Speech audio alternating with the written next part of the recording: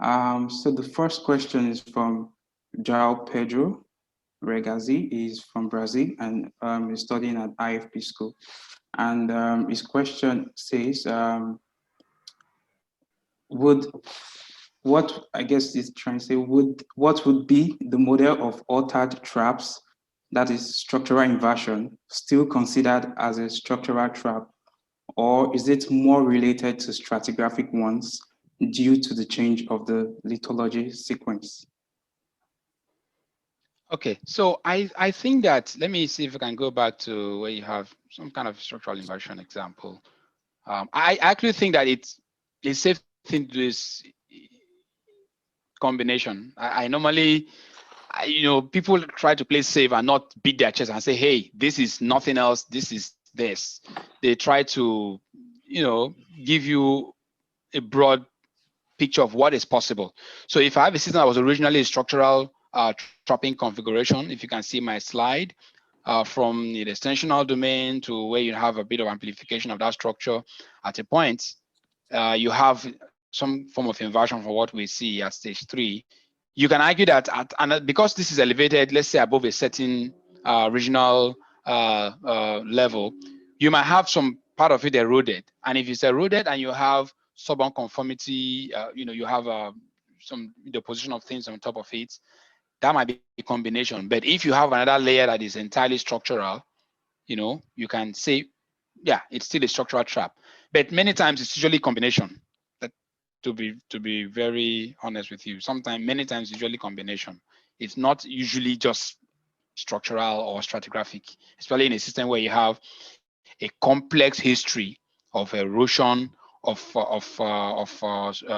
shortening, of extension, and deposition at the same time. Many times it's usually a combination system. I don't know if that answered the question well enough. Yes, I believe so. And the second question is from Rafael Santos. He's also from Brazil, and I believe he's schooling at UFRRJ. His question is, could you please comment a little further about possible well locations on hanging or footwall? What's the main risks associated to it?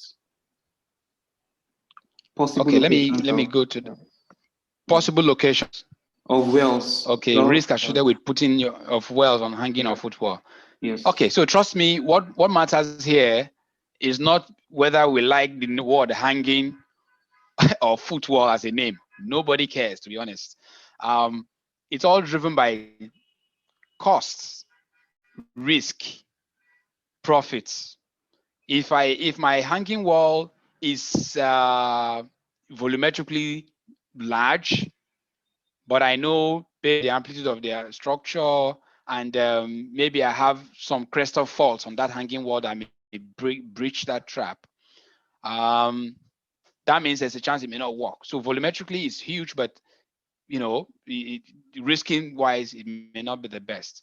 In the footwall, for example, might be small in terms of volumetrics, but if I think I have a ceiling fault and I have a lot of evidence, and I think profit wise, I'm gonna get more less risk and more bang for my buck, more profit for my every single dollar I invest. That means that at the end of the day, you're going to make a business decision as to whether you're going to the footwall or not. So it's not really driven by whether it's hanging or footwall. What matters is the costs, the benefits, the risk involved, and the chance of success, basically. If it's a big thing and you know that everything tells you that, yes, it's going to work and you're going to make your money with low risk, why not? We'll go there. But if I'm not sure, what you normally see is that the management folks are very, they're unlikely to give a nod if the volume is big, but the risk is so much that they can't handle. So there's no preference, really. It depends on many things. Sorry for saying a lot and not saying anything, but that's really the way it is. It's all about business, mostly about business and risk and profits.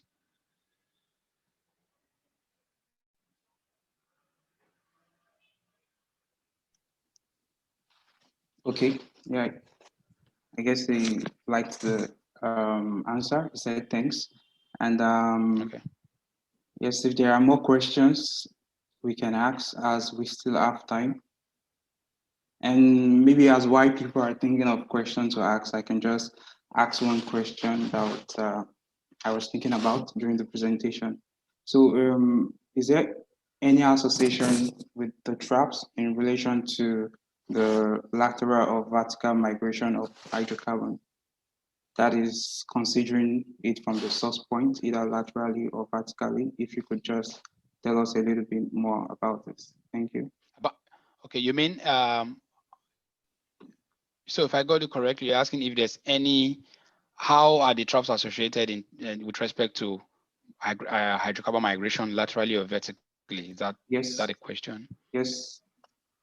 Okay, so generally hydrocarbon, I mean, in this very case, the hydrocarbon is charged from all directions, right? So it's coming from all directions basically. We're assuming that in this basin there is source rock everywhere, and even not just from the under, but also from the sides. So what we see is that the traps, first of all, hydrocarbon will come in and find its way up to buoyancy, right? Until it sees something that will stop it. Let's say a molecule of hydrocarbon will come in and find its way all the way up to where you have the shallowest energy on it, and then it stays there, and then things will now backfill downwards. So it moves up first, gets to the crest, and then if it's unable to go through those pores, go through those the sealing rock above it, then it begins to backfill downwards through time. So the question of where you have how much to where does it stop now depends how much can that trap hold based on this. If you're thinking about it, think about it in terms of the sealing capacity of the rock. Think about it in terms of the whether you have a structural spill. Think about it in terms of whether you have a juxtaposition points nearby where things will leak off. That will determine the column height you get um, in that trap, whether on hanging or footwall. It doesn't really matter whether hanging or footwall. So we would like to thank you once more, Dr. Obi, for this presentation. It was very clear, and I hope it has come to the understanding of everyone that was listening. Thank you very much for your time to be here with us. And if you please, guys, if there is still someone more has a question, please don't hesitate on asking. And we will wait maybe more 2 minutes for any other question. And otherwise, we will finish the session. Thank you. If you go on YouTube, GEOCAMP Institute, or if you go on Facebook, just type in GEOCAMP Institute. It's a closed group. It's there. So you can follow me on some of the videos that I share, both on structural geology, strategy. I just put things out there really just for sharing, and it's free for now. Just a second. Someone is saying that they have a question. Okay. Just a second.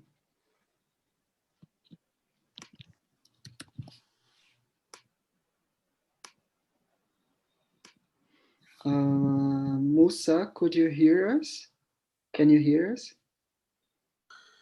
Yes, I can hear. Thank you, Douglas. Thank you, Douglas. Thank you also for this, Obin, for this nice presentation. It was very well explained. The PowerPoint was very clear, crystal clear. Thank you. I have a question. It is about this fault, sealing, or leaking. I want to ask you, even the fault zone, the core zone is sealing, it is possible to have a leaking from the damaged zone of the fault or not? Oh yeah, so you can have a sealing fault, but the thing is, this is a 3D problem, and I like the way you're thinking. That's a very good way to think of it. you might argue that, yeah, this is a sealing fault, but in a 3D sense, in a spatial sense of things, areas where things could be broken. And if that is the case, those are actually potential leak points where, yeah, although you fault sealing for the most case because you have a very sealing material in default zone or the shear zone areas, but those areas where things are broken are potential leak points. And even though you may have a fault sealing at a particular time, T1, through time, you might have some kind of reactivation of structuration in that area. Maybe something else happened and there's an additional, another cycle of movement or sharing, either in the opposite direction or in the same direction, or maybe some kind of things pulling away from each other in an extensional setting.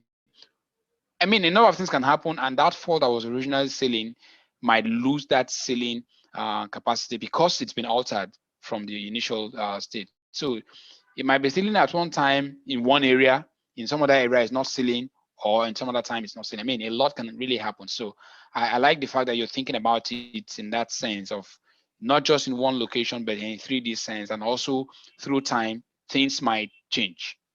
So yeah, that's a very, very fair concern that you expressed there, Musa. Okay, thank you very much. Thank you. You're welcome. Thank you again for your presentation. Very nice. My pleasure. So we would like to thank you once more, Obi, for this opportunity, and also thank for everyone that was here with us during this time. And I hope you all have enjoyed this moment, and I hope you also be present for the upcoming presentations that we are preparing.